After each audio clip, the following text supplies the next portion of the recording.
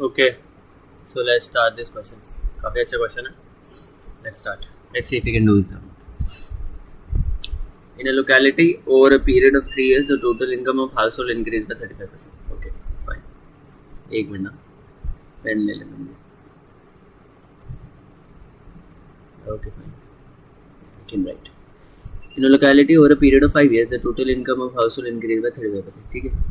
तो let's say कि earlier income was 100, अब हो चुकी है 135, है ना. आगे क्या बोला है? And the per capita income increased by 25% during the same time. Okay. So per capita income क्या होता है? Per capita income.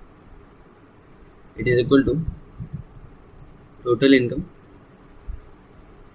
upon total population. है ना? ओके, ये फॉर्मूला है पर कैपिटल इनकम का. सो अगर ये फॉर्मूला आता होगा तो ये क्वेश्चन काफ़ी इजी हो जाएगा. एंड द पर capital income increase by 25% during the same time. तो देखिए पर कैपिटल इनकम के लिए क्या क्या चाहिए रहता है? Total income and total population. हमारे पास इनकम तो है ना. लेट्स से पॉपुलेशन भी ले लेते हैं. पॉपुलेशन ले लेते हैं x और ये न्यू पॉपुलेशन y ले लेते हैं, है ना. क्वेश्चन ने क्या कहा है? Per capita income increase by 25% during the same time. Okay, तो पर कैपिटा इनकम कितने से बढ़ी है? 25% ड्यूरिंग द सेम टाइम.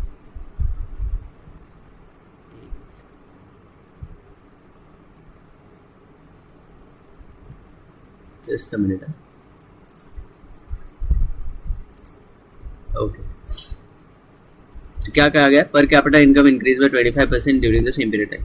ठीक है, टोटल इनकम लिख लिए हमने. एक मिनट, I just forgot to take the pencil. हमारे पास इनकम है, देन वी हैव पॉपुलेशन.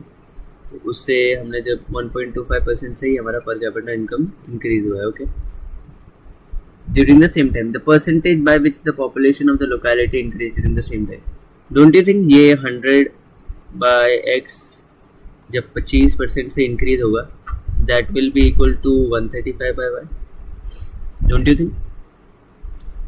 ये अभी का पर कैपिटा इनकम है, ये पहले का पर कैपिटा इनकम है, और अभी का जो पर कैपिटा इनकम है वो पहले वाले पर कैपिटा इनकम से 25% ज़्यादा है. तो डोंट यू थिंक ये इक्वेशन फॉर्म होगा, है ना. हमें फाइंड आउट क्या करना है? The percentage by which the population of the locality increase during the same period of time. So if you'll see, you'll get 125 upon x is equal to 135 by y. And if you'll see, x by y is equal to 125 upon 135, है ना. So x 125 ले लेते हैं, y को 135 ले लेते हैं. ये पुराना पॉपुलेशन, ये नया पॉपुलेशन, है ना. अब 125 से 135 गया तो कितने नंबर से आगे गए? 10 नंबर है. हमें क्या फाइंड आउट करना है? The percentage by which the population of the locality increase during the same period of time, है ना. पहले कितनी पॉपुलेशन थी? 125. कितने से बढ़ा है? 10. तो परसेंटेज ऐसे निकालेंगे, है ना. ये परसेंटेज कितने से बढ़ा है? देखते हैं. 25 5 ज़ा, 25 4 ज़ा, 5 1 ज़ा, 5 2 ज़ा. तो ये बढ़ा है 8%. हो गया हमारा ये आंसर. काफ़ी आसान सा क्वेश्चन था. हाँ, इसमें you need to know this per capita income वाला थिंग. अगर ये नहीं पता होगा तो फिर I don't think so you will be able to solve the question. क्या करा हमने इनिशियल इनकम ले लिया, इनिशियल पॉपुलेशन था. आगे जाके इनकम कितने से बढ़ा और उस टाइम क्या पॉपुलेशन होगी हमने वो देख ली. ठीक है, क्वेश्चन ने कहा भी है कि पर capita income increase by 25% during the same period of time, है ना. पर कैपिटा इनकम इनिशियल वाला कितना था? इतना, है ना. वो कितने से बढ़ा? 25% से बढ़ गया. तो अब वो कितने के इक्वल होगा? Don't you think? जो नया वाला इनकम है अपॉन द नया वाला पॉपुलेशन. ठीक है, समझ में आ गया. काफ़ी इजी क्वेश्चन है ये. आई गेस कैट 2017 या 18 में आया था मेरे ख्याल से. I don't remember exactly, but CAT का क्वेश्चन है ना. So 8 is the correct answer. Okay, चलो let's solve the next question. क्या कहा गया? टाइम एंड वर्क का क्वेश्चन है. Okay, time taken by 7 men and 8 robots. I would advise कि वीडियो सोल्यूशन देखने से पहले try to solve the question on your own. मतलब most probably you will be able to solve अगर ढंग से पढ़ाई करी हुई है. काफ़ी आसान सा सवाल है. अगर इसलिए कि आई एम नॉट सेइंग कि आप वीडियो सॉल्यूशन देख के मत सॉल्व कीजिए। आई एम जस्ट सेइंग कि पहले just try to solve on your own. अगर कर लिया तो बहुत बढ़िया बात है, अगर नहीं किया तो वीडियो सॉल्यूशन तो है। सो पहले मैं एडवाइस करूँगा कि पहले खुद से कीजिएगा, फिर उसके बाद ये वीडियो सॉल्यूशन देखिएगा। Okay, let's start. Time taken by 7 men and 8 robots to complete a work to complete a job working together is 70% less than the same job done by 3 men and 2 robots. Okay, fine. कितने man? Pencil लेना भूल गया। ये मैं पहली बार ये pen tablet चला रहा हूँ, सो थोड़ा सा कंफ्यूजन हो जाता है, तो उसके लिए sorry. 7 men, 8 robots. Okay. To complete a job working together is 70% less than the same job done by 3 men and 2 robots. So let's say 3 men और 2 robots मिलके 10 दिन में कर रहे हैं काम, है ना। तो इन्होंने क्या बोला, time taken by 7 men and 8 robots to complete a job working together is 70% less than the same job done by the 3 men and 2 robots. तो 3 men और 2 robots मिलके कर रहे थे 10 दिन में, तो 7 और 8 रोबोट इस टाइम का 70% लेस ले रहे हैं ना। तो 10 को अगर आप 70% से डिक्रीज करेंगे तो कितने पे पहुंच जाएगा? 3 पे पहुंच जाएगा, है ना। Just decrease 10 by 70%। 10 का 70% कितना होता है? 7। 10 में से 7 निकालेंगे तो 3, है ना। सो 7 मैन और 8 रोबोट ले रहे हैं 3 दिन, है। चलो let's see. If 6 robots finish a job in 4 days, okay, क्या कहा गया है? 6 रोबोट है, finish a job in 4 days, okay fine. Then the number of days required by a group of 3 men to finish the same job. Okay, क्या कहा गया है? then the number of days required by a group of 3 men to finish the same job. ठीक है, तो ये जो पूरा जॉब है ये 3 men कितने दिन में करेंगे? Let's start. ओके, काफी आसान सा क्वेश्चन है, बेसिकली वर्क इक्विवेलेंस का क्वेश्चन है ना। देखो, वोंट यू से कि ये जो वर्क होगा और ये वर्क होगा ये सेम होगा, है ना, क्योंकि यहाँ पे इसने कहा है ना, time taken by 7 men and 8 robots to complete a job working together is 70% less than the same job done by, है ना, सेम जॉब है। ओके, सो वर्क इक्विवेलेंस होगा कि नहीं? बस यहाँ पे ये है कि 3 मैन और 2 रोबोट काम कर ले इस दिन, इसलिए 10 दिन लग रहे हैं, और यहाँ पर 7 मैन और 8 रोबोट काम कर ले इसलिए 3 ही दिन लग रहे हैं ना। So let's equate them. Okay, let's start. So क्या हो जाएगा? 21 men plus 24 robot is equal to 30 men plus 20 robot, है ना। तो क्या हो जाएगा? 9m is equal to 4r। So will see m upon r is equal to 4/9, है ना। तो मैं क्या करूंगा, मैं मैन को समझ लूंगा भैया 4 यूनिट्स। हर मैन की एफिशिएंसी कितनी है? 4 यूनिट्स, और हर रोबोट की कितनी है? 9 यूनिट्स, है ना। ओके, क्वेश्चन में क्या किया गया है? If 6 robots finish a job in 4 days, 6 robot 4 दिन में, है ना। चलो, एक रोबोट की एफिशिएंसी कितनी है? 9। कितने दिन में? 4 दिन में, है ना। ये कुछ वर्क होगा, this would be total work, है ना। क्वेश्चन में क्या पूछा गया? ये जो काम है जो 6 रोबोट 4 दिन में करेंगे वो 3 मैन कितने दिन में करेंगे? तो यहाँ पे भी वर्क इक्विवेलेंस वाला केस होगा, क्योंकि जॉब तो सेम ही, 3 मैन, है ना। मैन की एफिशिएंसी कितनी है? 4 units. Let's say the number of days is equal to x, है ना। यहाँ तक समझ में आ गया? Okay, now we will solve. 4 और 4 कैंसिल हो जाएगा, 3 1 3 2, है ना। तो x इज इक्वल टू 18, है ना। तो आ गया भैया 18 डेज। एट मैक्स 1.5 मिनट का क्वेश्चन होगा, 1.5 मिनट भी नहीं, 1 minute 20 सेकेंड। अगर आपने ढंग से मतलब करा होगा तो 1 मिनट के अंदर तो मोस्ट प्रोबेबली हो जाना चाहिए क्वेश्चन। ओके, अगर उससे ज़्यादा भी समय लग रहा है तो नॉट एन इशू, धीरे धीरे प्रैक्टिस करेंगे तो you will become better at it.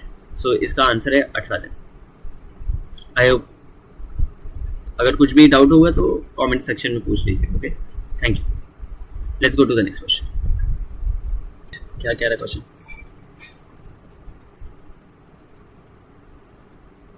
Okay, Sonu is a salesman, his annual target is to sell 100 purifiers. Okay fine, कितना प्यूरिफायर बेचना है इसने? 100 प्यूरिफायर बेचना है। In the first 2 quarters of the year he could sell only 5 water purifiers per month। तो first 2 quarters of the year में कितना बेच रहे हैं? देखो, एक क्वार्टर में कितना आता है? Every quarter you have 3 months। ये पता होना ज़रूरी है अगर ये क्वेश्चन को सॉल्व करना है ना। Let's start. Okay, he could sell only 5 water purifiers per month in the first 2 quarters, है ना। तो एक क्वार्टर 3 होता है तो 2 में कितना होगा? 6 मंथ हो जाएगा। ओके, सो 5 × 6, तो 30 वाटर प्यूरिफायर अब तक वो बेच चुका है, ठीक है। ओके, नेक्स्ट क्वेश्चन क्या है? In the third quarter his monthly sales average increase by 20% in comparison to the first 2 quarters monthly sales average. तो फर्स्ट 2 क्वार्टर्स का मंथली सेल्स एवरेज कितना था? 5 है ना। Now for this quarter in the third quarter his monthly sales average increase by 20%। इसको 20% से अगर बढ़ाओगे तो 5 का 20% होता है 1, तो 5 को अगर 20% से बढ़ाओगे तो 6 हो जाएगा, है ना। क्वेश्चन में क्या कहा गया? In the third quarter his monthly sales average increase by 20% in comparison to the first 2 quarters monthly sales average. Okay, उस क्वार्टर में कितना कर रहा है? 3 × 6 18, है ना।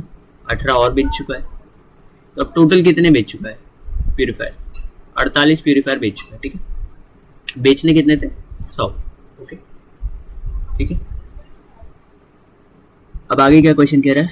How many water purifiers Sonu will have to sell in the last quarter of the year if his annual target has been reduce by 10%। Okay, question मस्त है। अगर इस क्वेश्चन को ढंग से नहीं पढ़ा होता कि it has been reduce by 10%, तो first thought would have been कि 48 बेच चुका है तो 52 और बेचने बाकी है, तो जाके फटाक से 52 मार्क कर देते हैं और आंसर रॉन्ग हो जाता है ना। तो लेट्स सॉल्व की क्वेश्चन में क्या कहा गया है? कितने से डिक्रीज कर दिया? 10% से एनुअल टारगेट। एनुअल टारगेट इतना था 100, 100 को 10% से नीचे गिराओ, कितना हो जाएगा? 90 हो जाएगा, है ना, ठीक है। क्वेश्चन में क्या कहा गया है? How many water purifier will Sonu will have to sell in the last quarter of the year if his annual target has been reduced by 10%। तो अब इसको बेचने 90, बेच कितने चुका है? 48। तो what do you think is the remaining? 90 में से 48 निकालो, 42 बचेगा, and this is your answer. Okay, काफ़ी आसान सा क्वेश्चन था, बस ये 10% को रिड्यूस करा है। This you need to be very careful while reading this question. अगर ये 10% नहीं पढ़ा होता तो ये 52 मार्क कर देता और आंसर रॉन्ग हो जाता। The correct answer is 42, not 52। Okay, let's solve the next question. चलो ये वाला क्वेश्चन करते हैं। लॉग का क्वेश्चन है, आसान सा सवाल है ना। क्वेश्चन क्या कह रहा है? If x is a natural number and log 1/2 to the base x is equal to -1/2, then the value of x. Okay, we need to be very careful what we are trying to find. x निकालना है ना। चलो, so let's start solving. log x 1/2. You need to know log before solving this question. Properties आनी चाहिए ना, ये वाली property use हुई है यहाँ पे, देखो। log ab is equal to c. तो a raised to c you can write as b, है ना, ठीक है। log b to the base is equal to c, so you can write this as a raised to c is equal to b, है ना। ये log की property, so you need to know this before solving this question. Okay, let's solve. तो ये a raised to c वाला logic लगाओ, क्या हो जाएगा? ये x raised to -1/2 is equal to what? 1/2, है ना। होगा कि नहीं होगा? Can I say this as 1/x 1/2 is equal to 1/2? चलो, I'll explain once again. So what I've written is x raised to -1/2 is equal to 1/2, है ना। Okay. So x को मैं नीचे से लेके चला गया, x 1/2 is equal to 1/2. So basically x 1/2 is equal to 2. This is what? Root x is equal to 2, है कि नहीं? तो x कितना हो जाएगा? x will be equal to 4। समझ में? It's very easy question. ये प्रॉपर्टी आनी जरूरी है, अगर ये प्रॉपर्टी आती है तो बहुत आसान सा सवाल है। ओके, एवरेजेस का क्वेश्चन है, इट्स एन इजी क्वेश्चन, ठीक है। चलो let's start reading. 17 glass balls of distinct colours and distinct weights have been arranged in a row. Okay, कितने बॉल है पहले समझ लेते हैं। टोटल 17 बॉल्स हैं,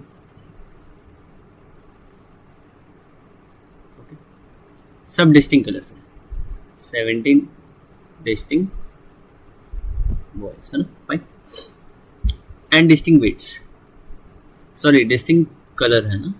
एक just a minute, let me erase all the ink, ऐसे करते हैं ना। चलो, क्या कहा गया है? 17 बॉल है डिस्टिंक्ट कलर की, है ना। Okay fine. And distinct weight, distinct colour and distinct weight. You don't have to write all of this. मैं बस आपको समझा रहा हूँ इसलिए लिख रहा हूँ.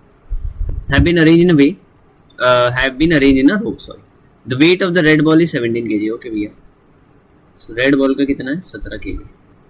Fine. The average weight of all balls other than the green one is 8.5625. Okay, आराम से पढ़ते हैं. The average weight of all balls other than the green one is 8.5625. ठीक है, चलो भैया. तो 17 बॉल थे अदर देन द ग्रीन में, तो कितने हो जाएंगे? 16 बॉल है, इनका एवरेज वेट कितना है? 8.5625. तो टोटल वेट क्या होगा ये 16 बॉल्स का? That will be equal to 16 into 8.5625. कितना होता है ये? 16 इंटू 8.625, 8.5625, 137 kg होगा, है ना? अब समझते हैं ना. ये जो 16 बॉल्स हैं, दिस इज एक्सक्लूडिंग ग्रीन, है ना? इसमें लाल कलर वाला और बाकी 15 बॉल है ना? तो चलो इसको सिंप्लीफाई करने के लिए मैं क्या कर लेता हूँ.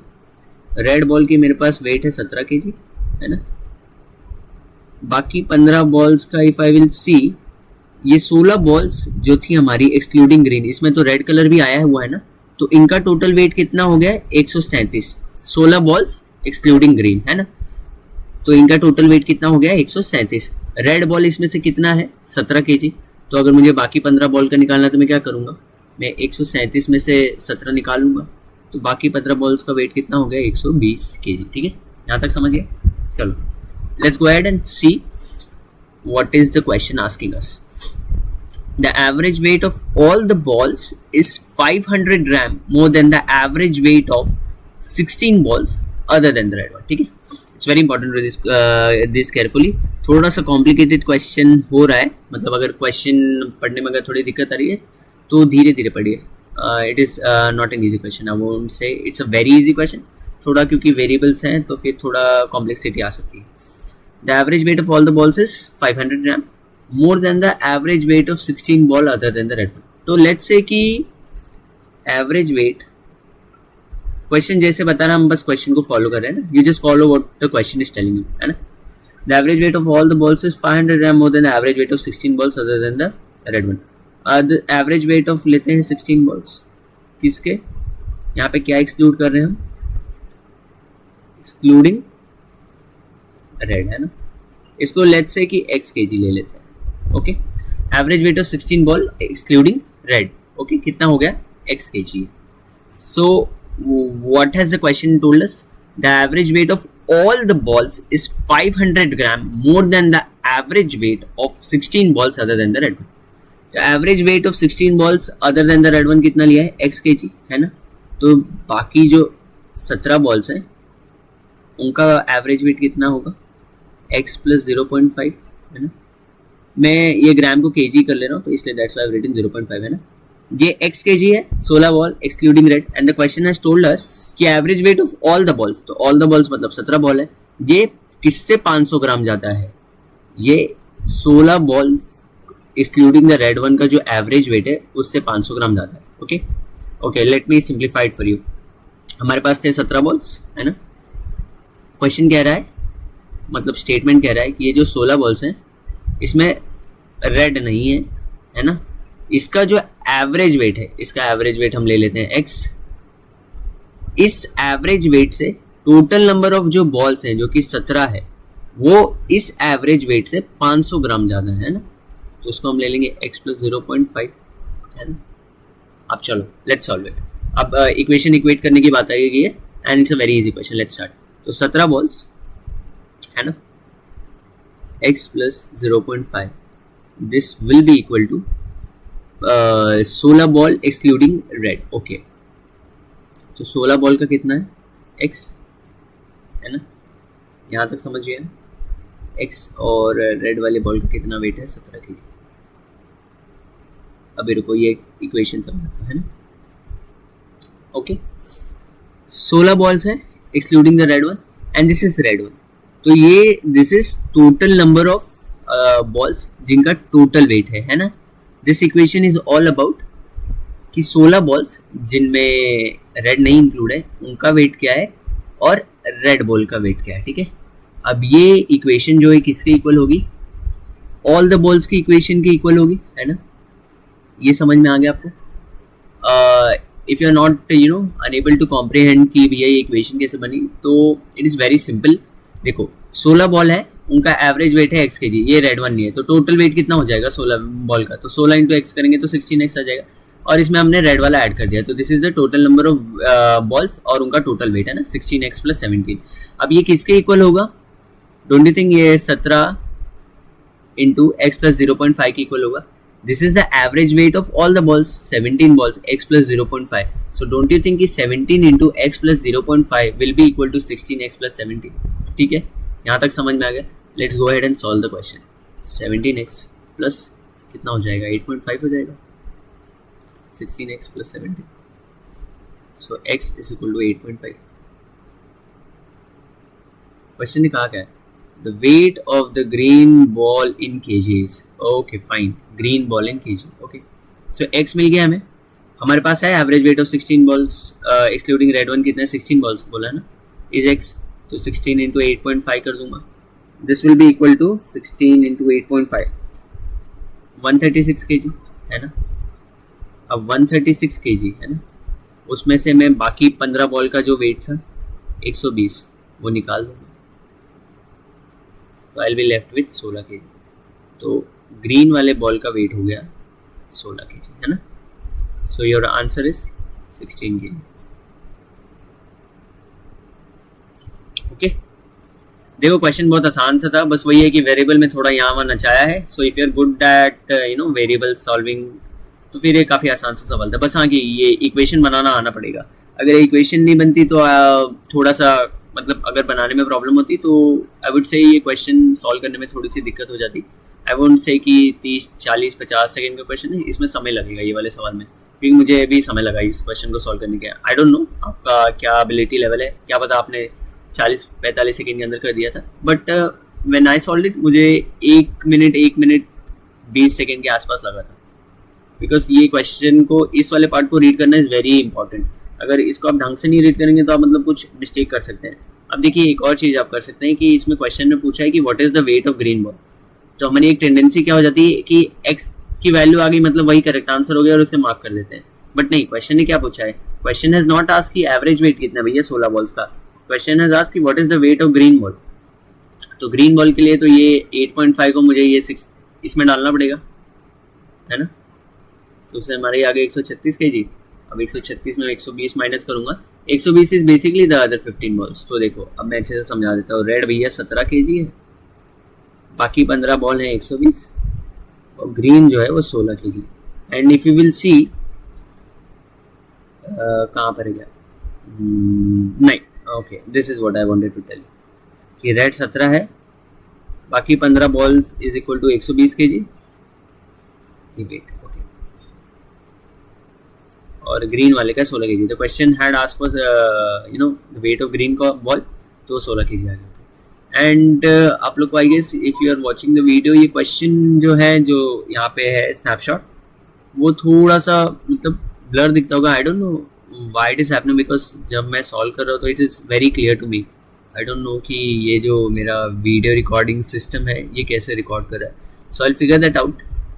बट या वीडियो मतलब रीडेबल है क्वेश्चन, मतलब आप रीड तो कर सकते हैं, बट अगर कोई इशू आ रहा है तो उसके लिए I am really sorry. I try to figure out कि ऐसा क्यों हो रहा है, और मैं एक अच्छा ऐप ढूंढने की कोशिश करूंगा जिसमें I can solve the question. अभी तो मैं ये स्नीपिंग टूल है उसी में सॉल्व कर रहा हूँ. वंस आई नो कि कौन सा ऐप में करना चाहिए. अगर आप लोग को पता हो किस में करना चाहिए तो कमेंट बॉक्स में बता देना. So I start using that only अगर अच्छा लगा मुझे तो.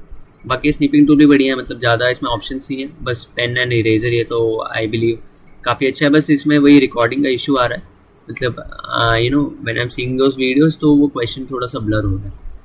तो आगे कोशिश करेंगे कि वो चीज़ ना आए, बट ठीक है, थोड़े अभी के लिए प्लीज़ एडजस्ट करिएगा. अगर कुछ डाउट है एंड इफ़ यू वांट कि भैया क्वेश्चन क्या है so you can ask in comment box also, मैं आपको कमेंट बॉक्स में पूरा क्वेश्चन कॉपी एंड पेस्ट करके दे दूँगा। ओके ठीक है, चलो काफ़ी अच्छा क्वेश्चन था। How many distinct positive integer valid solution exist to the equation, equation क्या कह रहा है, x square minus 5x plus 5 raise to x square plus 3x plus 4 is equal to 1। Okay, ये क्वेश्चन कैट में I guess 3 या 4 बार ही आ चुका है, 2 बार ही तो आया है, आई एम नॉट श्योर अबाउट 3-4 बार आया, बट एटलीस्ट 2-3 बार तो मैंने खुद ही देखा है इस क्वेश्चन को। सो लेट्स सॉल्व, इसको करने का काफ़ी आसान सा तरीका होता है। ओके चलो let's solve, how many distinct positive integer valid solution exist to the equation. So इसको करने का एक ये होता है कि 3 तरीके से हो जाएगा ये, एनी नंबर, ये पावर 0 हो जाए है ना, raise to power 0, the only exception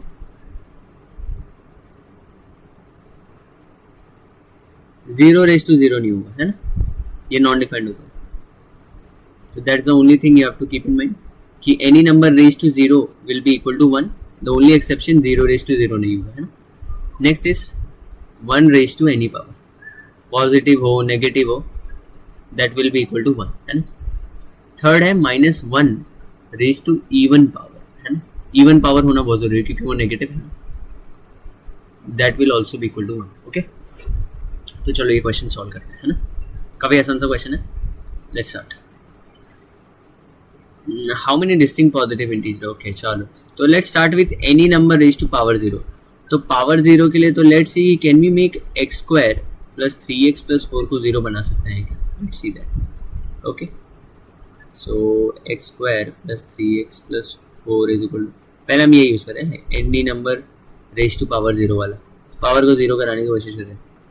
so don't you think ये नहीं होगा, इसके रूट्स ही नहीं एग्जिस्ट होंगे, इमेजिनरी रूट है, बी स्क्वायर माइनस 4ac लगा के देखो, 9 माइनस 4 इंटू 1 ac, 9 माइनस 16 है तो 11 हुआ, तो रूट्स तो ये तो नॉ इमेजिनरी हो गए हैं ना, लेकिन तो दिस ये वाले केस में ये वाला any number raise to power 0 वाला is not valid. Okay let's go to 1 raise to any power है ना, 1 रेज टू एनी पावर, तो इसको 1 बनाने की कोशिश करते हैं ना।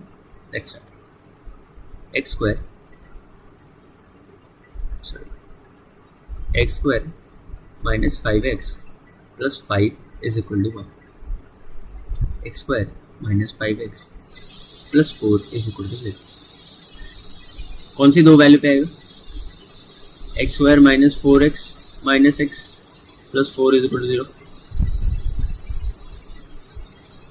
मिडिल टर्म फैक्टराइजेशन क्या है बेसिक है ना, तो कौन सी वैल्यू पे आएगा, x4 और x1 है ना। When you use x is equal to 4 and x is equal to 1 को जब आप इसमें डालेंगे you will get the value as equal to 1 है ना, ठीक है fine, you can try it also. चलो 1 डाल के देखते हैं, 1 माइनस 5 प्लस 5 कितना हो गया, 6 माइनस 5 1 हो जाएगा। 4 को भी डाल के देख लेते हैं, 16 माइनस 20 प्लस 5 कितना हो गया, 21 माइनस 20 करोगे 1 हो गया, ठीक है। So this are the 2 values है ना। हमें क्या फाइंड आउट क्या करना है, how many distinct positive integer है ना, you have to be very careful कि पॉजिटिव बोला है, सो ये दोनों तो पॉजिटिव है मतलब वैलिड है ना। तो 2 मिल गए हमें। Let's go to -1 raise to even power वाला केस है ना, can we make this equation as equal to -1, ये 1 है। चलो x square minus 5x plus 5 is equal to -1, so x square minus 5x plus 6 is equal to 0।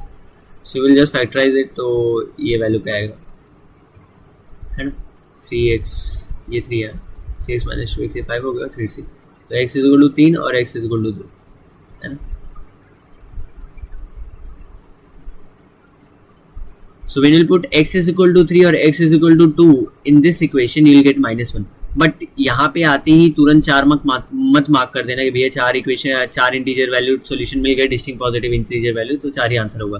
We also need to make sure कि ये even power है कि नहीं, if it's not an even power ये equal to 1 नहीं होगा है ना। चलो x इज इक्वल टू 3 देख लेते हैं, यहाँ पे डालना है ये x is equal to 3 x is equal to 2, यहाँ पे टेस्ट करना है और पे टेस्ट करना है, तो x is equal to 3 try कर लेते हैं। तो 9 प्लस 9 प्लस 4 ओके फाइन, इवन पावर है, इवन नंबर आ रहा है मतलब इवन पावर है ना। चलो let's try it, x is equal to 2 है ना, तो 4 6 प्लस 4 भी इवन ही है ना, 2 स्क्वायर 4 3 2 6 इवन है, मतलब ये दोनों आंसर भी वैलिड है। तो कौन कौन से इंटीजर वैल्यूड सॉल्यूशन पे हो रही है, x is equal to 1 2 3 and 4 and question ने हमसे क्या मांगा है, distinct integer valued, distinct positive integer valued solution. तो ये सब डिस्टिंक्ट भी हैं पॉजिटिव भी है, मतलब आंसर हमारा है is equal to 4। This is our answer. I hope this question you were able to solve on your. नहीं भी आया तो कोई दिक्कत नहीं, वीडियो सॉल्यूशन से समझ में आ गई तो बहुत अच्छी बात है। अगर कुछ डाउट होगा तो कमेंट सेक्शन में पूछ लीजिएगा। Thank you. Let's go to the next question. Okay let's solve this question, है ना, ज्योमेट्री का क्वेश्चन है, मजा आएगा। Let's solve. क्वेश्चन क्या कह रहा है, in the given figure O and N are the centers of outer and inner circle. O outer का है, N is for the inner circle, center है। Chord PQ is parallel to the common tangent to both the given circles. Okay, chord PQ is parallel to the common tangent to both the given circle. Chord PQ, okay. So common tangent मतलब ये PQ किसके parallel है, इसके है। Just a minute. I'm new at this pen tap thing ना, तो मुझे थोड़ा सा difficulty होता है। Just a minute. ये हो गया। Okay, chord PQ is parallel to this common tangent to both the given circle. PQ की लेंथ कितनी है, 12 units. Okay, find the radius of the largest circle. Okay चलो लेट्स सॉल्व।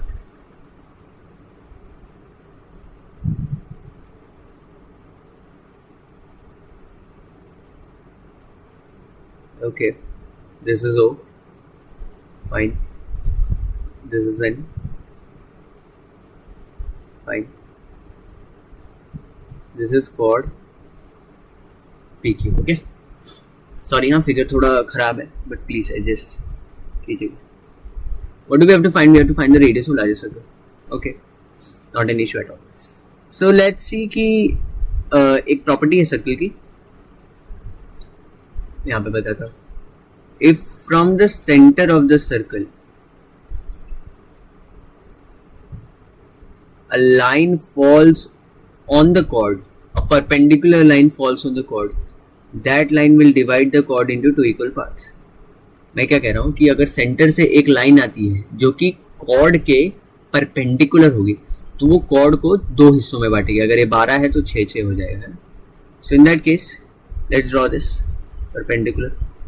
तो ये 6 हो गया, ये परपेंडिकुलर है।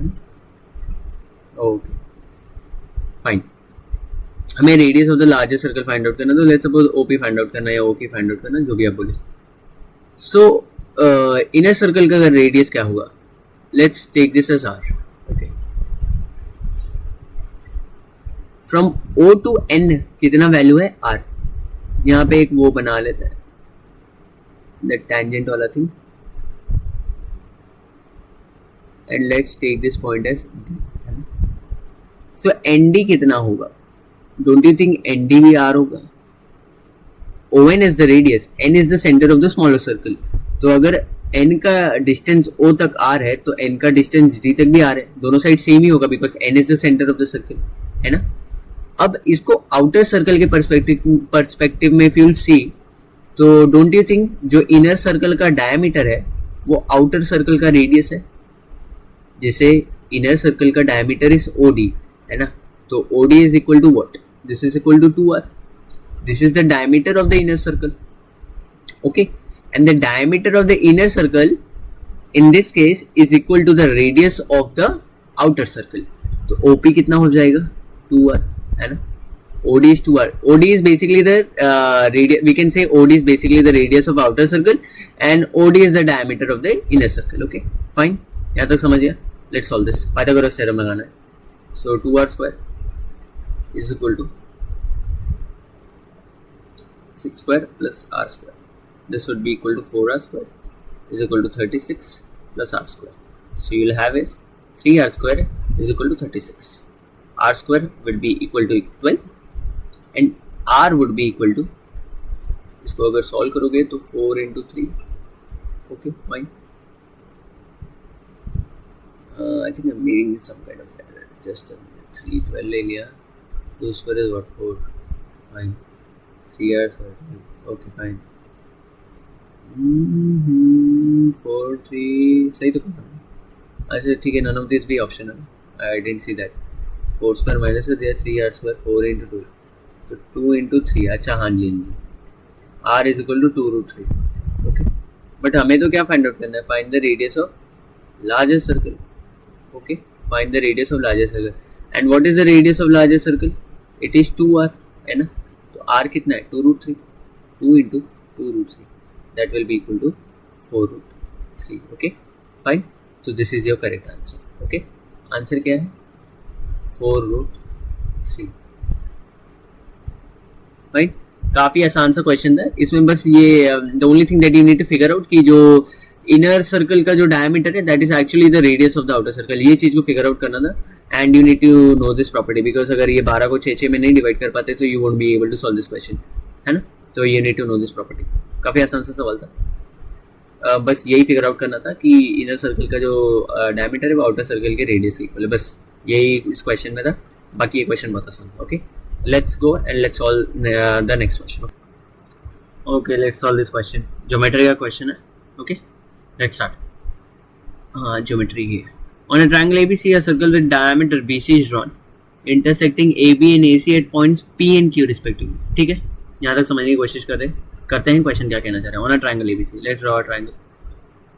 Okay, fine. Triangle ABC. Okay, we have A, we have B, we have C. A circle with diameter BC is a diameter, is drawn intersecting AB and AC at point P and Q. Okay, AB and AC को कहाँ intersect कर रहा है? P and Q पर. Okay, P and Q पर. Okay, है ना. If the length of AP, BP, BQ, BC, AP, BP, BQ and PC are x 39, 60 and 52 centimeter respectively, then the length of AQ in centimeters. Okay, तो ठीक है, एक एक करके करते हैं. AP is equal to what? X, है ना. BP is equal to 39. Okay, fine. BQ is equal to 60 centimeter. Okay, now be little careful. Okay, and you'll be like कि एक मिनट सेंटीमीटर जरूरत नहीं लिखने की. you'll be like कि यहाँ पे 90 डिग्री क्यों करा? ये सर्कल की एक प्रॉपर्टी है कि angles inscribed in the semi circle is equal to 90 degree. जैसे ये डायमीटर है, समझ लेते हैं जैसे डायमीटर AB. तो यहाँ पे जो भी एंगल्स इंस्क्राइब्ड होंगे सर्कमफरेंस को ऐसे टच होके that will be equal to 90 degree, है ना. सर्कल की property. So you need to know this property before solving this question. अगर इस क्वेश्चन को सॉल्व करना है so you need to know this property. ओके, चलो फॉर द टाइम बिंग इसको रफ कर देते हैं. Okay, let's go and solve the question. Okay, we have BQ as 60 and BQ we got na. PC is 52 centimeter. Where is PC? This is also PC. Okay, fine. I got it. PC is equal. ये भी 90 degree हो, same property जो अभी मैंने बात करी.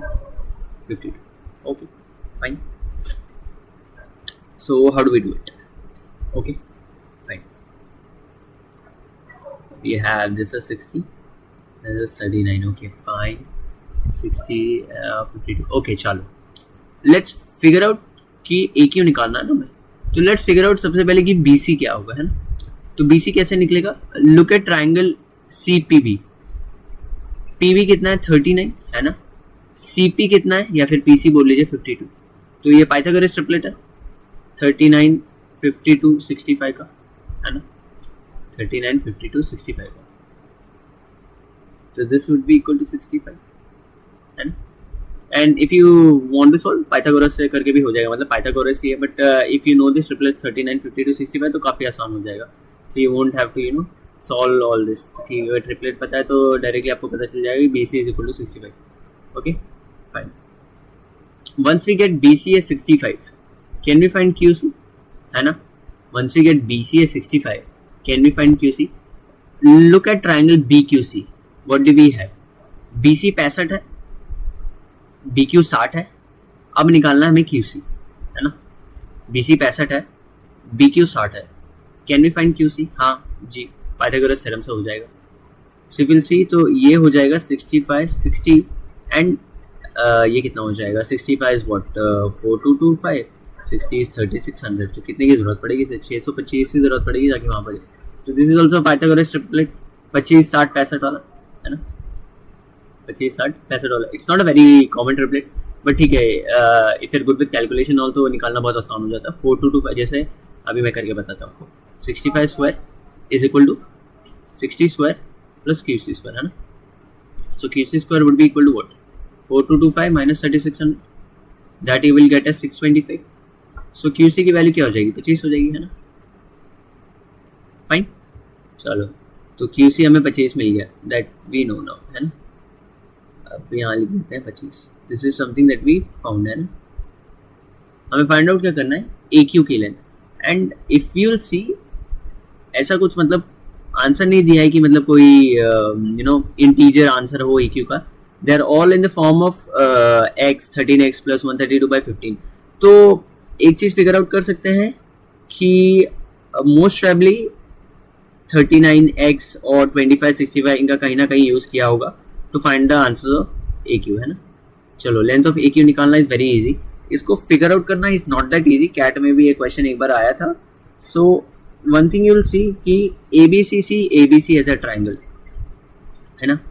Triangle का area क्या होता है? Half into base into height, है ना।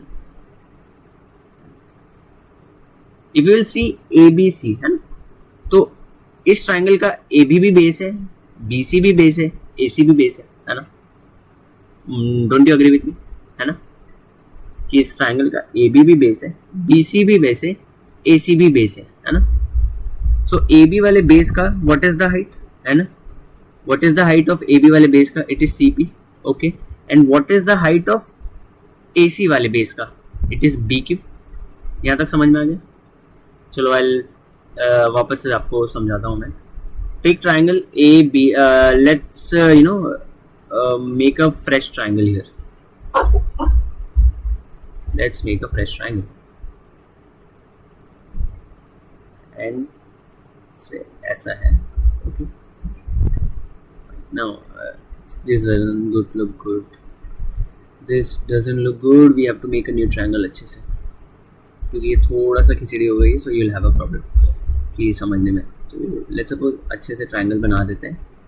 ये इतने बन गई triangle, this is AB base, है ना, and this is AC base, okay। ये वाले बेस का क्या हाइट है?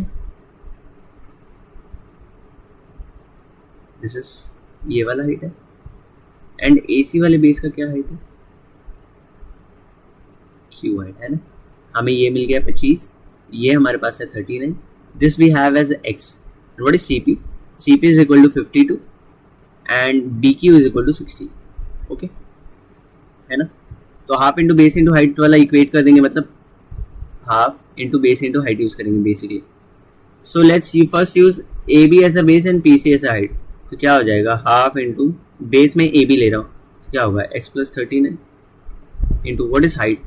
Height in this case is CP, तो ये 52 हो जाएगा। This is also equal to half into, अब बेस ले लो AC, है ना। AC वाले बेस में क्या क्या है आंसर हमारे पास? अरे सॉरी, AC वाले बेस में व्हाट इज द बेस का वैल्यू? लेट्स सपोज AQ का जो पार्ट है, AQ वाले लेंथ को हम AQ ही मान लेते हैं। Let's take this as AQ only. तो इसका बेस हो जाएगा AQ प्लस 25, है ना।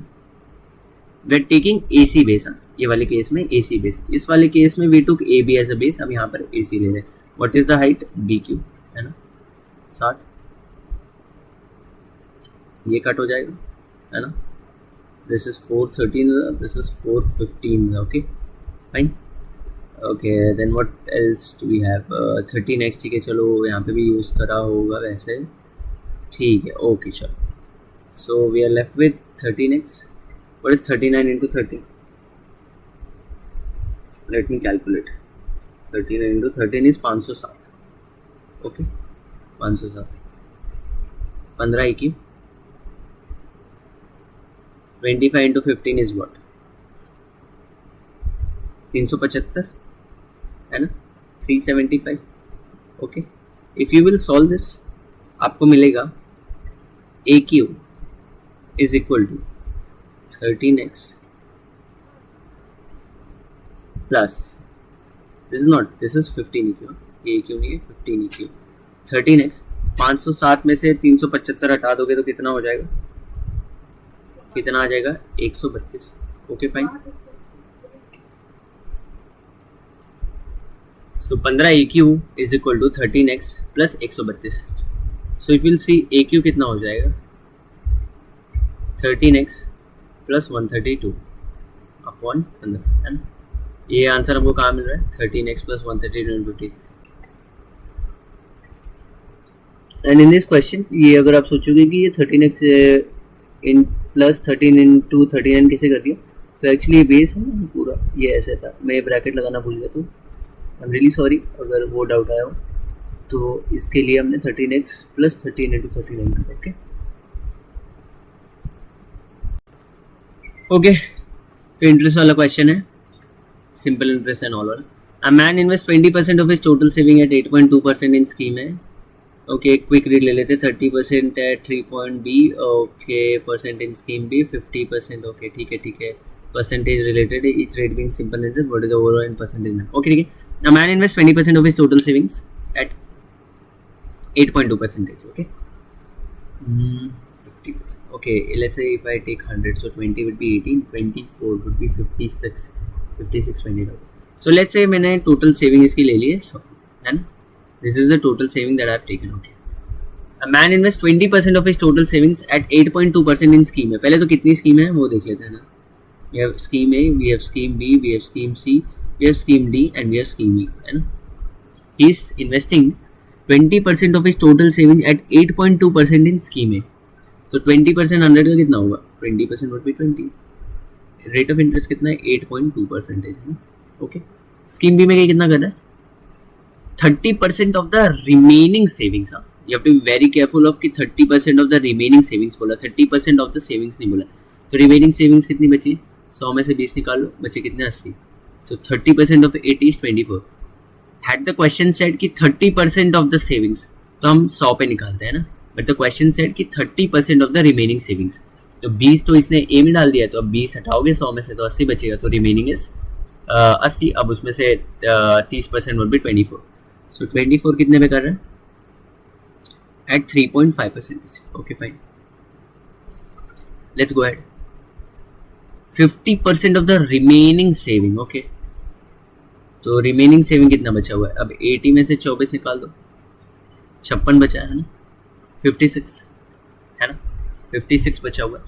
He invests 50% of the remaining savings, which is this amount 56. Okay, no, 50% of the remaining savings. This is remaining savings. Okay, ये सब A और B में डालने के बाद क्या रिमेनिंग सेविंग्स है 56 रुपए बचे हुए हैं ना 56. He is investing 50% of the remaining savings at 3% in scheme C. इसका 50% कितना होगा 28. एंड कितने परसेंट पे कर रहा है 3% पे. Okay fine. Okay so what we are left with 56 में से 28 निकाल दोगे तो अब बचा 28 रुपये, 28 rupees we are left with. Okay then he says, then sorry the question says 25% of the remaining savings. 25% of the remaining saving, तो अब 28 रुपये बचे. 25% of 28 is what 7. Okay he is investing that amount in scheme D. In scheme 25% of the remaining savings at 12% in scheme D. Okay 12% in scheme D पे कर रहा है. and the remaining saving at 4% in scheme D. तो अब 28 में से 7 निकाल दोगे तो बचेगा कितना 21 मिलेगा. 28 में से बेसिकली he was मतलब the question said कि he is investing 25% of the remaining saving at 12% in scheme D. तो 25% ऑफ 28 का निकालो, 50% 14 होता है, 14 का वो हाफ कर दोगे तो you'll get 7. तो 25% ऑफ 28 इज 7. तो 7 का और कितने रेट ऑफ इंटरेस्ट है 12%. और E के कितना अमाउंट हो जाएंगे E पे जो बचा हुआ है what is the rate of interest. This is 4%. Okay what is the question told us. What is the overall annual return in percentage the man earns. Okay तो बेसिकली हमको एनुअल रिटर्न निकालना है उसका. Okay let's start. What is 8.2% of 20? It is 1.64. What is 3.5% of 24? It is 0.84. What is 3% of 28? It is again 0.84. What is 12% of 7? It is again 0.84. मतलब you need to be थोड़ा सा quick with calculation तो हो जाएगा. What is 4% of 21? That will also be equal to 0.84 है ना. You will just check 21 into 0.04 0.84 है ना. तो A से हमें मिल रहा है 1.64, B से 0.84, C से 0.84, D से 0.84, E से भी 0.84 है ना. So what is the overall annual return? तो ये एनुअली सबको ऐड कर देते हैं. 1.64 है और 0.84 कितनी बार आ रहा है? 1 2 3 4 बार ही आ रहा है. तो 0.84 इंटू 4 बारी कितना होता है? 3.36 है ना. So that is actually equal to कितना हो रहा है? 4 5 है ना. So yes totally earn ₹5 on 100 rupees का savings. Okay, what is the question told us? What is the overall annual return in percentage है ना. तो 5 रुपए कमाया 100 रुपए पे, तो ओवरऑल परसेंटेज रिटर्न कितना हो जाएगा? दैट विल बी 5% है ना. So that is our answer. Easy question था, बस हाँ कि वो रिमेनिंग सेविंग्स एंड ऑल उस पर थोड़ा केयरफुल रहना था और रेट ऑफ इंटरेस्ट सही लिखना था. टाइम स्पीड डिस्टेंस का क्वेश्चन है. चलो let's try it. Sita and Geeta start running simultaneously from two opposite ends of a straight path toward each other. Okay, fine. Okay, Sita and Geeta बना लेते हैं. यहाँ Sita रख लेते हैं, यहाँ Geeta रख लेते हैं. Okay. Start running simultaneously from two opposite. एक साथ भाग रही है. Start running simultaneously मतलब एक साथ निकले. From two opposite ends of a straight path towards each other. After crossing each other, Sita and Geeta reach their destination in 4 and 9 minutes respectively. Okay, fine. After crossing each other, Sita and Geeta reach their destination in 4 and 9 minutes. तो Sita कितने में पहुंची? 4 minute और Geeta पहुंची 9 minute. The ratio of speeds of Sita to that of Geeta. Okay, it's a very easy question. You basically have to take ये time as t because ये वाला जो time है ये दोनों के लिए सेम होगा. Because they are started running simultaneously from two opposite ends. Simultaneously started मतलब एक समय पे start किया था. तो that means जब मीटिंग पॉइंट होगा वहाँ तक जितना सीता ने टाइम लिया होगा उतना ही टाइम गीता ने लिया होगा. ओके, सो बेसिकली इसको क्रॉस मल्टीप्लाई करना है. t² = 36. ये टाइम स्पीड डिस्टेंस का कॉन्सेप्ट है. इफ़ यू वुड हैव मतलब कॉन्सेप्ट अगर आपने ढंग से पढ़ा होगा या जो भी कोचिंग क्लास में आपने एनरोल करा होगा तो ये काफ़ी बेसिक सी चीज़ होती है कि if they have started running simultaneously from two opposite ends and meet at a point और फिर उसके बाद जितना टाइम लगता है, जैसे इनके केस में गीता के केस में 9 लगता है और सीता के केस में 4 मिनट लगता है. तो basically what you do is cross multiply. So ये टी का क्रॉस मल्टीप्लाई कर दिया है, 9 and 4 का क्रॉस मल्टीप्लाई कर दिया है. तो what you get is t = 6. यहाँ पे प्लस माइनस 6 नहीं होगा बिकॉज टाइम है तो टाइम तो माइनस में नहीं हो सकता ना. So you just get 6 minute. Okay fine, यहाँ तक समझिए. So Sita Gita, so meeting time कितने देर में मिले हैं लोग? 6 मिनट में. They have crossed each other 9 and 4. Okay, so इसको करने के बहुत सारे तरीके हैं. जैसे सीता ने टाइम कितना लिया? 10 मिनट है ना. गीता ने टाइम कितना लिया? 15 minute. Okay, one thing you realise कि डिस्टेंस कांस्टेंट है ना. जितना सीता भाग रही है उतना गीता भी भाग रही है. So if distance is constant, speed is inversely proportional to time है ना. तो सीता बाई गीता का अगर time ratio, I am just finding out time ratio, 10/15 है तो स्पीड रेशियो क्या होगा? Just the inverse of it, 15/10 हो जाएगा. तो ये कितना हो जाएगा? 5 3s 5 2s. So you get your answer as 3:2 है ना. बिकॉज क्वेश्चन ने क्या पूछा था? The ratio speeds of Sita to that of Gita. Time का रेशियो नहीं मांगा था, स्पीड का रेशियो मांगा था. तो 3:2 is the correct answer. Okay, काफ़ी इजी सा क्वेश्चन था. मतलब अगर आपने कॉन्सेप्ट पढ़ा होगा इसमें, मतलब क्वेश्चन तो आया है कैट में 2 या 3 बार आ चुका है. So if you would have solved this kind of question तो काफ़ी आसान हो जाएगा. इसका एक और तरीका होता है going through algebra, but that is very complicated. अगर ये मेथड आता है तो that is the best method, क्योंकि ये एट मैक्स 15-20 सेकंड में क्वेश्चन सॉल्व हो जाएगा if you know this method कि हाँ ऐसे क्रॉस मल्टीप्लाई करके you can find it out. So this is the best method of doing this particular question. इसका एक और तरीका है, I just tell you how. इसको ये पूरा ना लेने के बजाय इतने जगह पे भी ले सकते थे, जैसे आई टेल यू एक और मेथड देख लेते हैं। अनदर मेथड नहीं, मतलब एक जस्ट अनदर वे समझ लो। जैसे यहाँ पे 6 मिनट लगा, 9 मिनट सीता है और गीता है ना। सो डोंट यू थिंक ये डिस्टेंस कांस्टेंट है? गीता के लिए भी यही डिस्टेंस है, सीता के लिए भी डिस्टेंस है। आई जस्ट क्लियर इट और अच्छे से बनाता हूँ।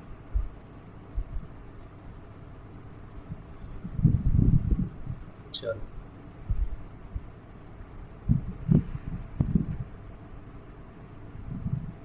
सीता गीता, सीता को कितना समय लग रहा है? 6 मिनट। गीता को लग रहा है 9 मिनट, है ना। तो डोंट यू थिंक ये डिस्टेंस भी दोनों के लिए सेम है? गीता भी इतना ही भाग रही है, सीता भी इतना ही भाग रही है, तो दैट मीन्स डिस्टेंस तो कांस्टेंट इस केस में भी है। स्पीड क्या है? Inversely proportional of time. तो सीता बाय गीता का time ratio if you just see that is 6/9, है ना। तो speed ratio is just the inverse of it, तो 9/6 हो जाएगा। 3 3 is 3 2। This will get your answer as 3:2। That is your answer, है ना।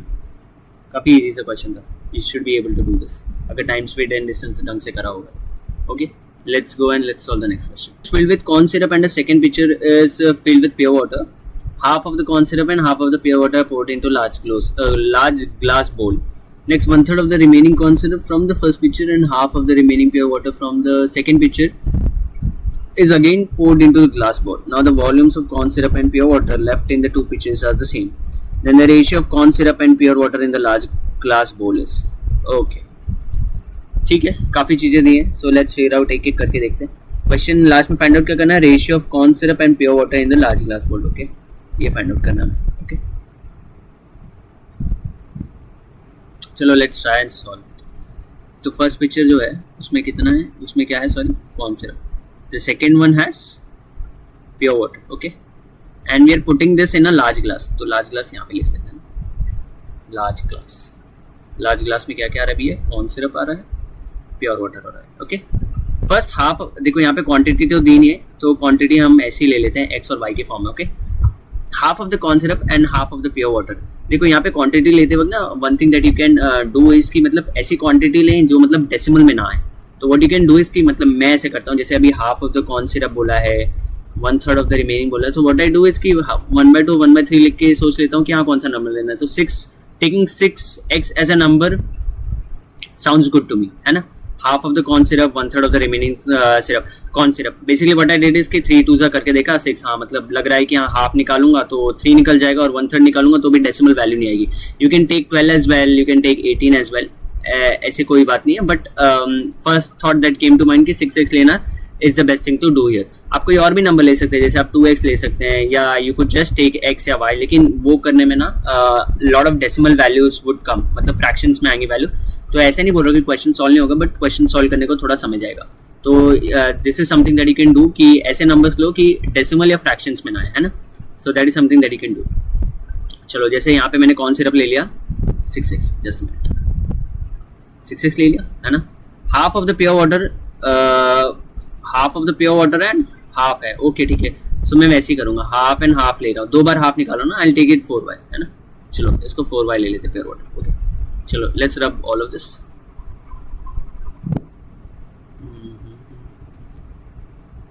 आई जस्ट फिगर आउट इसको कैसे फट से रब करते हैं, अभी तक तो नहीं पता चला है, बट धीरे धीरे समझ में आ जाएगा। I am like new to this pen tablet thing.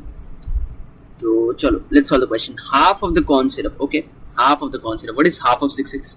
It is 3x, right. You are deducing this. अब यहाँ पे कितना बचा? 3x।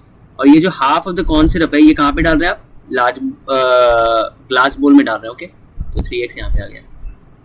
Half of the pure water, half of 4y is 2y। Okay so reduce the तो ये 2y आ जाएगा, और इसको आप कहाँ डाल रहे हैं? लार्ज ग्लास में डाल रहे हैं। Okay first picture. ओके फिर what is the next statement telling us? Next 1/3 of the remaining corn syrup from the first picture. Okay 1/3 of, okay what is 1/3 of 3x? It is x। इसको deduce कर रहे हैं हम, यहाँ पे बच गए 2x। ये x जो हम निकाल रहे हैं कहाँ डाल रहे हैं? ये ग्लास बोल में डाल रहे हैं ना, large glass bowl. Okay, corn syrup वाला हो गया from the first picture and half of the remaining pure water from the second picture. What is half of 2y? It is y only. Okay, so you will be left with y. Okay, और ये जो निकाल रहे हैं हम कहाँ डाल रहे हैं? लार्ज ग्लास बोल में डाल रहे हैं. ओके, सो यहाँ पे 4x हो गया, यहाँ पे 3y हो गया. फाइन. क्वेश्चन ने आप क्या कहा? Now the volume of corn syrup and pure water left in the two pictures are same. Okay, so what is the question telling us कि जो भैया corn syrup बचा है पिक्चर 1 में और जो pure water बचा है दूसरे पिक्चर में, they are same now. Okay, pure water left in the two pictures are same. So what we can say is कि 2x is equal to y, है ना? This is the first thing that comes to our mind after reading this statement कि volumes of corn syrup and pure water left in the two pictures are the same. अब आगे question क्या कहने की कोशिश कर रहा है? आगे क्या क्वेश्चन हमसे मांग रहा है? Then the ratio of corn syrup and pure water in the large glass bowl is ratio of corn syrup to the pure water. Corn syrup यहाँ पे कितना है? 4x है ना? यहाँ पे कितना प्योर वाटर है? 3y. What do we have? What is y is equal to? y is equal to 2x है. ओके, सो हम ऐसे कर सकते हैं ना, 4x y is equal to 2x है तो ये 6x हो गया, है ना? सो ये x cancel, 2 2 is 4, 2 3 is. So this is your correct answer, है ना? We can write 2:3 is our answer. ठीक है?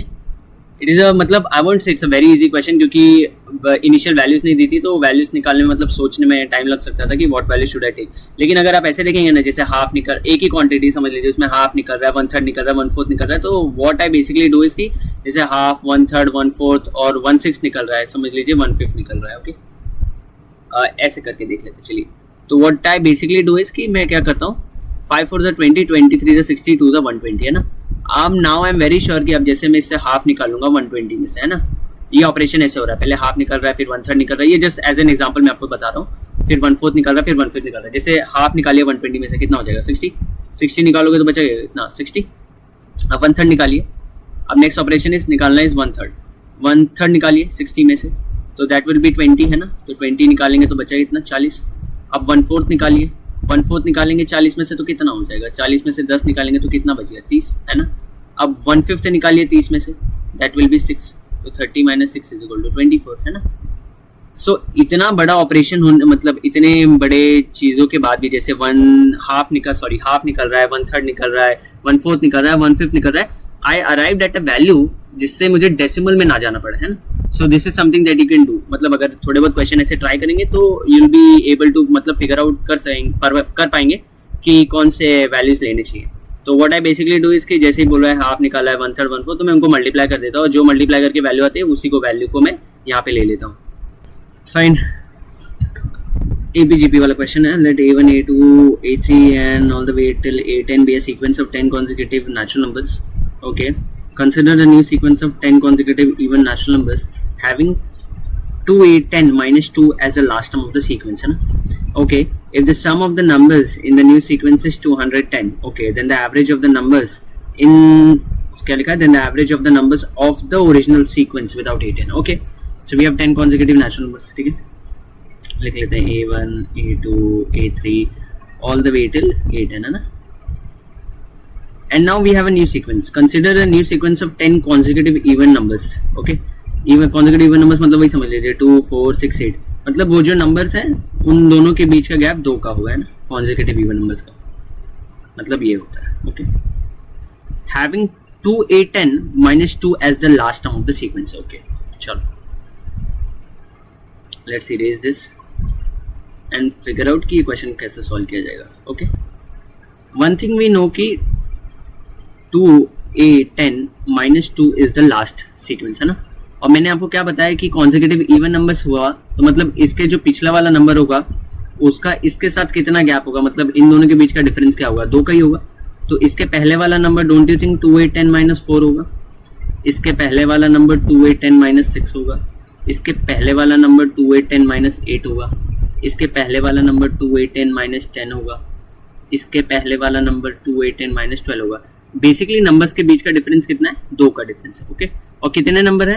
10 कॉन्जिक्यूटिव इवन नंबर्स है, इससे एंड हो रहा है. ओके, सो कितने हो गए? 1 2 3 4 5 6.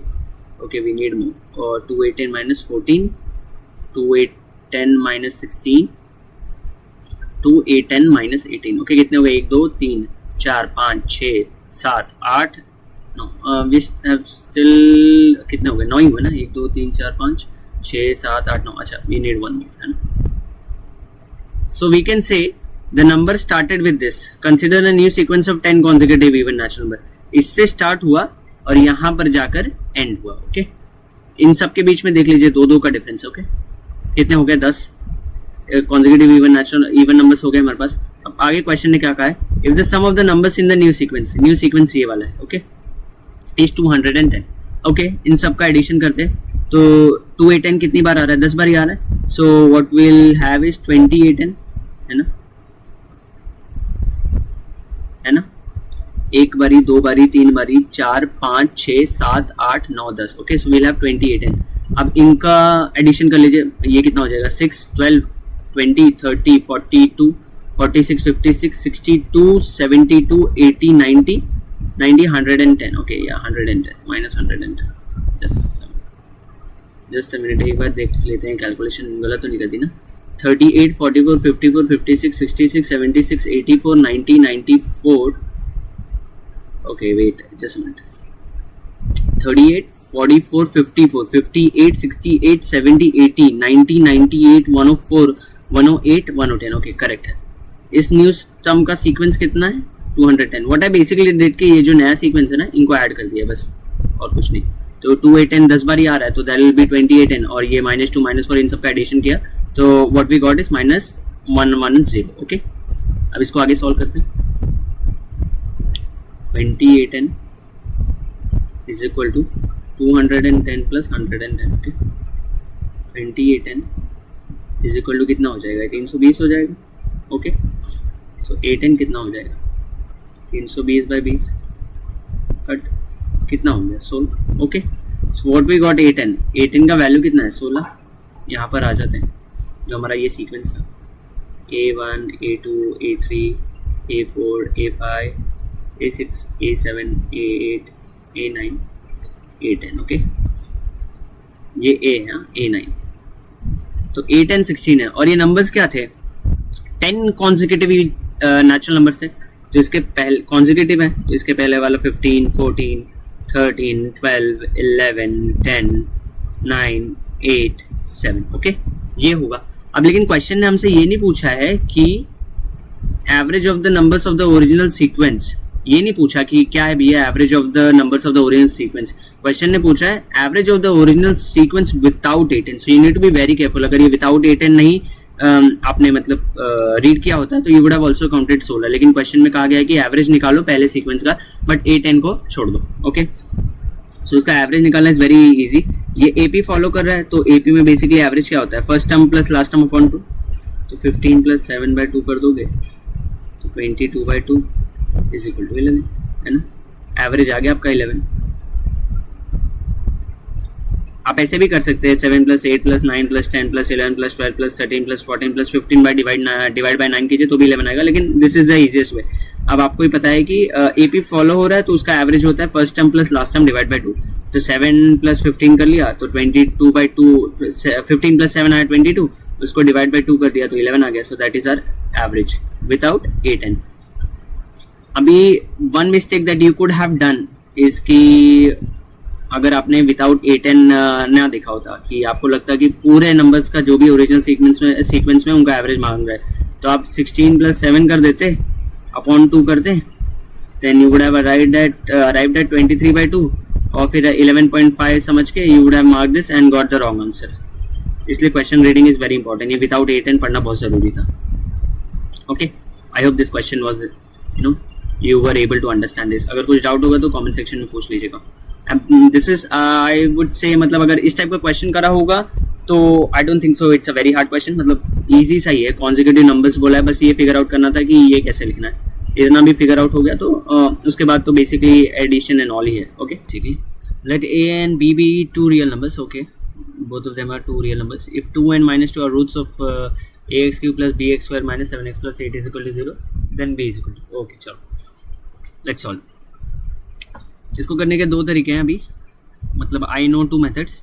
तो आपको सबसे पहला मेथड बता रहा हूँ फिर उसके बाद will go to the next method. ठीक है. Let's first put the value of roots in this equation. Okay 2 डालते हैं पहले. So what will get is 8a plus 4b minus 2 square 4b. Okay, 14 plus 8 is equal to 0. Okay, so 8a plus 4b is equal to 6 है ना.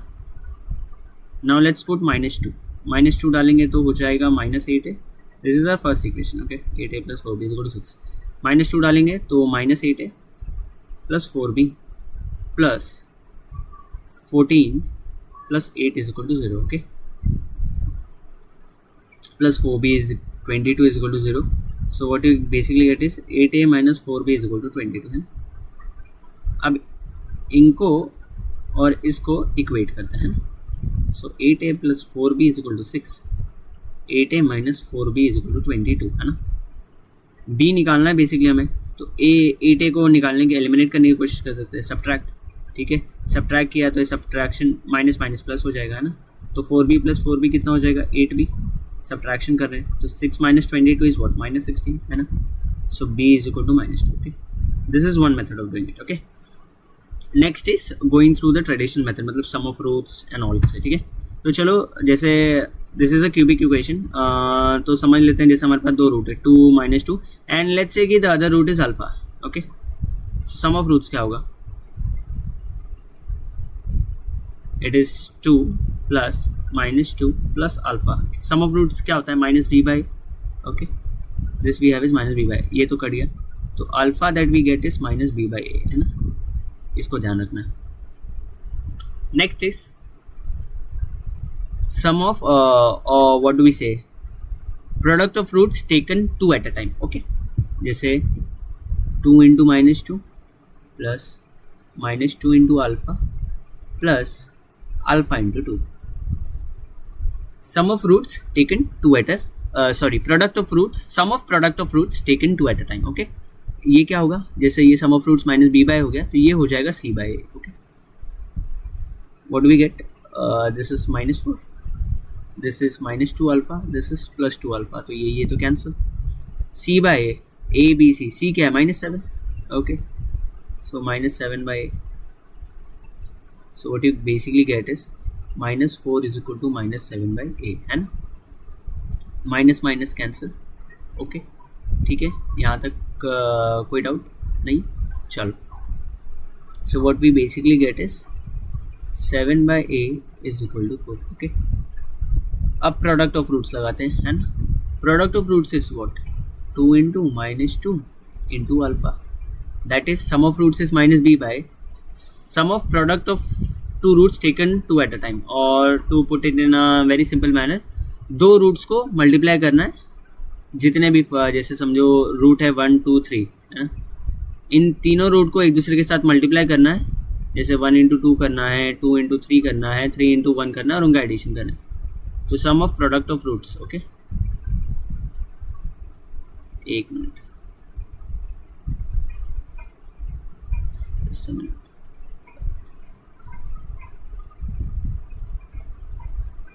इसको बोलते हैं sum of product of roots taken 2 at a time है ना. 2 into -2 into alpha into 2. Okay, ये basically cubic equation अगर आपने मतलब अलजेब्रा ढंग से करा होगा तो you would know this. Product of roots क्या बोला 2 into -2 into alpha. What is alpha, what is this, sum of roots -b/a हो गया. Sum of product of roots taken 2 at a time is c/a. Product of roots will be -d/a. Okay, sorry, I forgot to take the pencil. -d/a है ना. So that is -4 into alpha is equal to, what is d here, what is d, it is 8. okay, so -8/a है ना. तो ये और ये cancel.